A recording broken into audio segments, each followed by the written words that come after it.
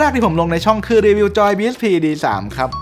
มันดีมากเลยเว้ยแต่ว่าปัญหามันก็เยอะนะครับเชื่อมต่อยากเปลี่ยนโหมดยากงานก็กองแกงอะแต่ว่านั่นน่ะผ่านมา3 ปีแล้วนะครับหลังจากนั้น BSP เขาออกมาอีกหลายรุ่นเลยครับแต่ว่าทรงมันก็ไม่ใช่เว้ยจนมาถึงตอนนี้ครับนี่ BSP D3S ครับขายราคาเดิมด้วยละ300 กว่าบาทแต่ว่าโดนปรับปรุงต่อยอดแก้บั๊กมา3 ปีด้วยกันครับเดี๋ยวมาดูกันครับว่าเขาแก้อะไรไปบ้างแกะกล่องมาครับมีสายชาร์จมาให้แล้วก็นี่ครับจอยมาในกล่องเฉยๆแบบนี้เลยครับแล้วก็มีคู่มือครับเทียบกับ D3 ตัวเก่าทรงเดิมเลยครับแต่ปรับไปหลายอย่างนะครับจับปุ๊บเนี่ยก็รู้เลยว่าตัวไหนมันของใหม่นะผิวพลาสติกเนี่ยด้านขึ้นหน่อยหนึ่งนะครับรู้สึกหนาขึ้นด้วยนะไม่กองแกงใช้มาได้เดือนหนึ่งก็โอเคเลยนะครับสภาพเนี่ย แบบไม่ได้โอบมันเลยนะก็ยังดูปกติอยู่นะใช้ไปเดินทางมาเนาะก็ยัดกระเป๋าอย่างเดียวเลยครับก็ยังปกติดีนะแล้วตัว D3S นะครับตัวเผินกับตัวเก่าเนาะต่างแค่ปุ่มเดียว D-pad เนี่ยเห็นปะมีปุ่มมีไฟกับปุ่มชิ้นเดียวเป็นชิ้นเดียวแบบตัวใหญ่อย่างงี้เนาะตัว D8 ก็กดแล้วแต่เกมนะครับเกมพวกที่ต้องกดคอมโบก็จะง่ายกว่าเนาะแล้วก็ไม่มีไฟแต่พอขยับมาด้านซ้ายนะครับเจอสวิตช์เลือกโหมดไว้ซึ่งผมแบบ ดีใจมากครับนี่มันเป็นตัวแรกของ BSP เลยป่ะที่มันมีสวิตช์แบบเนี้ยตัวอื่นแบบ D6 อย่างเงี้ยเนาะก็มีปุ่มสลับโหมดให้นะครับแต่ว่าไม่ได้เป็นแบบสวิตช์ถาวรแบบนี้อันนั้นคือต้องกดแล้วต้องคอยดูสีอันนี้คือไม่ต้องเลยเว้ยกดสวิตช์ปุ๊บก็เคยเห็นเลยว่าใช้โหมดอะไรอยู่นะครับไม่ต้องเดาอีกทีนึงแล้วก็มาในราคาเดิมด้วยเนี่ยเดี๋ยวใช้ให้ดูอีกทีหนึ่งครับพอร์ต USB ด้านซ้ายล่างครับอันนี้เล่นแบบต่อสายได้ด้วยนะแล้วก็ชาร์จได้แต่ใช้ได้แค่โหมด Xbox กับโหมดสวิตช์ครับโหมดอื่นเนี่ยมันจะขึ้นเป็นจอย EPK แทนครับปุ่ม MBXY เรียงมาแบบ Xbox ครับพร้อมลายของ Sony มาด้วยนะเป็นแบบคอมโบเลยถ้าจะเล่นเกมพวก Sony PS1 PS2 PSP เนี่ยก็เล่นได้เลยครับจอยตัวนี้แล้วก็มีไฟ สวยดี RGB นะสวยเหมือนเดิมตัวปุ่มเนี่ยจะแข็งกว่าพวก D8 D10 อยู่นะครับ D8 มันยังกดนุ่มกว่ายังแข็งอยู่นะครับตัวเก่าแข็งกว่าอีกอะตัวนี้ยังนุ่มขึ้นแต่ว่าก็ยังแข็งอยู่แต่ว่าเขามีปุ่มเทอร์โบมาครับตัว T ข้างๆเนี่ยคือกดค้างแล้วก็กดเลือกปุ่มที่เราจะเทอร์โบได้แล้วกดมันก็จะยิกให้ครับอนาล็อกรอบนี้มาเป็นแบบฮอลล์เอฟเฟกต์แล้วครับเป็นแบบแม่เหล็กเว้ยทนไม่ดิฟง่ายนะครับแล้วก็หน้าตาเนี่ยเปลี่ยนไปนิดนึงนะไม่มีสีแดงแล้วดูตัวเก่านะตัวเก่ามีสีแดงอยู่เนี่ยผมลองหมุนดูก็โอเคเลยนะครับไม่หยุดชะงักแบบตัวเก่านะหรือว่าแม้แต่ตัวใหม่แบบ D11 เนี่ยก็ยังหยุดชะงักเนี่ยอันนี้ไม่เป็นเลยนะครับดันแบบไหนก็ภาพที่ขึ้นบนจอก็แบบนั้นเลยเนาะถึงวงมันจะไม่กว้างมากแต่ว่าก็พอเล็งสกิลแบบในเกม RV ที่มันหันองศาเฉยเนี่ยก็คือเล็งได้สบายเลยครับเดี๋ยวทำให้ดูอีกทีหนึ่งครับอีกจุดหนึ่งที่เพิ่มมานะครับคือมีมอเตอร์สั่นแล้วครับความรู้สึกตอนสั่นเนี่ยใกล้เคียงกับตัว D6 เลยนะอันนี้ลองสั่นบนเกม Call of the Lamb บนคอมนะครับที่บอกกลิ้งแล้วมันจะสั่นเบานะตีมันจะสั่นแบบตุ๊บสั่นดึบๆตุ๊บๆอย่างเงี้ยนะครับตัวนี้ก็พอมีนะครับจะเป็นแบบสั่นแป๊บเดียวกับสั่นนานขึ้นนิดนึงแทนระดับสั่นนะครับแต่ว่าก็รู้สึกถึงความแตกต่างอยู่นะด้านหลังเนี่ยมี M1 M2 นะครับใช้สำหรับตัว Shooting Plus นะครับความหน่วงตอนแรกๆก็รู้สึกอยู่นะครับเพราะว่าปกติผมใช้ตัวนี้ตัว G8 นะเป็น USB ต่อตรงอย่างเนาะแต่ว่าพอมาเจอแบบนี้เนี่ยก็รู้สึกเพิ่มนิดนึงนะครับแต่ว่าเล่นไปเรื่อยๆเนี่ยก็ชินนะ10 นาทีก็ชินแล้วนะครับ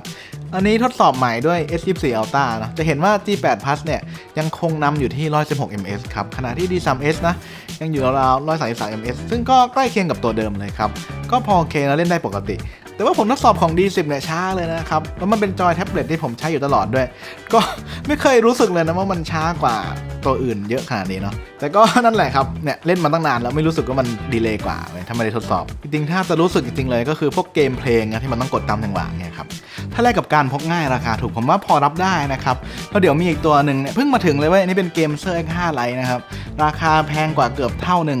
แต่ว่าจะเล่นได้ดีกว่าเท่านึงไหมกด Subscribe ติดตามเอาไว้รอได้เลยครับคลิปหน้าเจอกันนอกนั้นของ D3S ทุกอย่างเหมือนเดิมหมดเลยครับไม่มีไจโรเหมือนเดิมด้วยครับแล้วก็เมื่อยมือเหมือนเดิมด้วยเพราะว่ามันเป็นทรงเดิมเนี่ยมันไม่มีด้ามนะครับแต่ก็พกง่ายเหมือนเดิมบนสเปคนะเขาบอกว่าแบตเล่นได้12 ชั่วโมงครับผมเล่นในรถนะในรถตู้เดินทางไกลๆหลายชั่วโมงเนี่ยก็ไม่หมดเลยนะครับกลับมาบ้านก็ยังไม่หมดเลยเว้ยมันอาจจะนานกว่านั้นได้นะแล้วแต่ว่าใช้สั่นด้วยหรือเปล่านะครับแต่ว่าถ้าไม่ใช้สั่นเนี่ยก็คือหนามากๆเลยทีนี้โหมดที่ให้มามีอะไรบ้างนะครับมีทั้งหมด5โหมดโหมดแรก V3 นะครับอันนี้ไฟเป็นสีน้ำเงินอันนี้สำหรับตัว Shooting Plus V3 ครับ Shooting Plus V3 เนี่ยเอาไว้แมปจอกับปุ่มบนจอยสำหรับเกมที่ใช้จอยไม่ได้นะครับแบบ ROV เนี่ยนี่ก็เล่นได้เลยนะ ค่อยๆแมปไปเนาะแล้วก็ใน Shooting Path V3 เนี่ยเขามีค่าเซฟมาให้จากในเน็ตด้วยนะครับก็คือโหลดตัวพรีเซตเข้ามาใส่ในจอยได้เลยแต่ว่าตรงนี้ก็แล้วแต่ความถนัดของคนเลยครับบางคนก็ตั้งเองอาจจะถนัดกว่าก็ค่อยๆเล่นดูครับเนี่ยปล่อยสกิลอย่างนี้ก็ได้เว้ยกดปุ่มด้านบนแล้วก็ใช้อนาล็อกหมุนอย่างนี้นะครับแล้วก็ปล่อยตัว LB RB เนาะก็เล็งได้เลยแต่ว่านะเกมนี้ผมไก่เว้ยมาดูเกมที่ผมพอเล่นเป็นนะครับนี่ติ๊กเหมือนเดิมครับในบอสตาก็โอเคเลยนะครับสบายกว่านิ้วก็ไม่ต้องเกรงนิ้วมากนะครับแต่มาเมื่อยนิ้วโป้งแทนเพราะมันใช้เล็งนะติ๊กมันต้องเล็งเยอะก็เกรงอยู่นะครับแต่ว่าถ้าคอยใช้นิ้วสลับกับจอยเนี่ยก็โอเคเลยนะเล่นได้ยาวๆเลยครับแบบว่าเปลี่ยนไปเรื่อยๆนะไม่ต้องให้มันล้าต่อมาโหมด HID ครับอันนี้ไฟสีแดงเนาะอันนี้เป็นโหมดแบบจอยทั่วไปจอยโบราณเนาะไว้สำหรับเครื่องเก่าๆที่เล่นโหมดอื่นไม่ได้นะครับแต่ว่าปกติเนี่ยเราก็ควรใช้โหมดอื่นครับแล้วก็มาที่โหมดสวิตช์เป็นไฟสีเขียวครับตอนใช้เนี่ยกดเปิดแล้วก็กดค้างไว้นะครับแบบพอเปลี่ยนสวิตช์เสร็จกดปุ่มเปิดค้างไว้ให้ไฟมันกระพริบนะครับแล้วก็เชื่อมกับจอยสวิตช์แบบโปรคอนโทรลเลอร์ได้เลยแต่ว่าปุ่มมันจะสลับอยู่นะครับอันนี้ให้กด Y A power พร้อมกันอย่างนี้นะครับแล้วมันจะสั่นมันจะบอกว่าสลับแล้วนี่นะครับก็เล่นสวิตช์ได้เลยครับปุ่มเนี่ยอยู่ถูกตำแหน่งนะครับลองเล่นดูก็โอเคครับแต่มันไม่มีไจโรงั้นบางอย่างมันทำไม่ได้เนาะก็เลือกเกมที่จะเล่นนิดนึงนะครับว่าเป็นเกมที่ไม่ต้องใช้ไจโรเล่นได้สบายเลยครับผมว่าเหมาะกับเป็นจอยเสริมมากกว่าซื้อมาใช้แทนจอยคอนนะครับแต่ว่าจริงๆเล่นแบบนี้ก็ใกล้เคียงกับจอยคอนเลยครับสำหรับใครที่ทำจอยคอนพังหรือว่าไม่ได้ติดมานะครับต่อไปเป็นโหมด MFI ครับอันนี้มันคือโหมด PS4 ไว้มัน MFI เนี่ยเป็นระบบของ Appleในคอมเนี่ยจะขึ้นเป็น DualShock นะครับบน Android กับคอมเนี่ยจริงๆก็ใช้ได้เหมือนกันครับแล้วสุดท้ายนะครับโหมด X Input โหมดหลักที่ผมใช้กับมือถือเนี่ยเล่น Dead Cells เหมือนเดิมครับเหมือนตัวเก่าเลยแล้วก็ยังเล่นไม่ไปถึงไหนทุกที